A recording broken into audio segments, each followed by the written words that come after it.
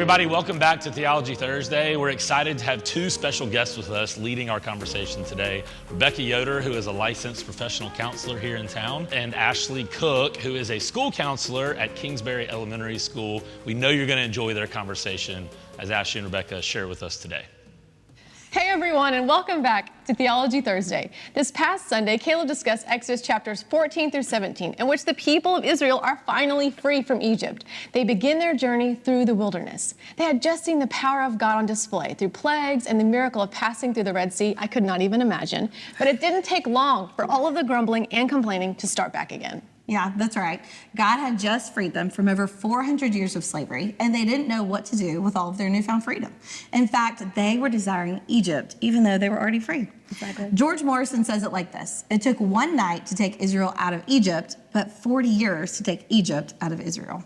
The journey Israel was on in the wilderness was to teach them how to live freedom. And we do the same thing in our own lives. We tend to follow a similar pattern. Yeah. We beg and we barter, God, please take this thing from me, in different situations. Maybe it's abusive patterns in relationships, or with substances, or even addictions, media, movies, books, and pornography. Yeah. We plead with God, and when He does show up and grant us either our freedom or a way out, we do one of two things. We either take the high road to freedom, or we decide to keep holding on to the thing that's actually holding on to us. The question in response today is this: why do we constantly run back to the things that enslave us? We know that they enslave us and we have freedom, so why do we do it? Well, there are a lot of reasons why we return to things. If we look from the surface, we're going to return to patterns, habits, relationships, among many other things, normally because they're comfortable. Maybe they're familiar, or we feel a bond or a tie to them, or they might even seem safe. Right. It might feel safer at some points in time to be in something that is fully known, even if it's detrimental to our lives and our health, because the unknown of moving on feels really scary and overwhelming.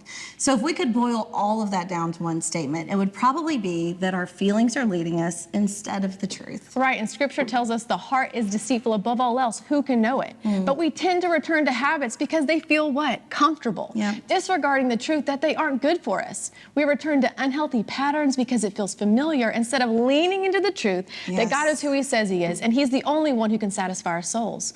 We might lean into toxic relationships, searching for value and meaning, when the truth is that God has already set us free from all of that, and we are valuable because of what Jesus did on the cross for us all those years ago, and nothing can change that. Well, and we live in a world where feelings are often put on a pedestal. And while feelings are really great helpers, we need to hear and respect our own feelings and the feelings of people around us. They're not great leaders. That's right. So the truth of Scripture is where we've got to see who God truly is and who He says that we are.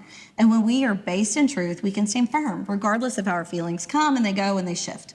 So both of us being counselors, we don't dislike feelings at all. We love feelings. Feelings are good. They're needed. They can be healthy. And Jesus expresses His own feelings in Scripture a lot. However, truth has to be the foundation. So the question that begs to be asked today is, what's leading my life and what's leading your life and your life? Truth or feelings? I know, it's a great question, and we have to wrestle with it. So I hope that you'll do that today. Thanks for tuning in. We'll see you next week for our last Theology Thursday.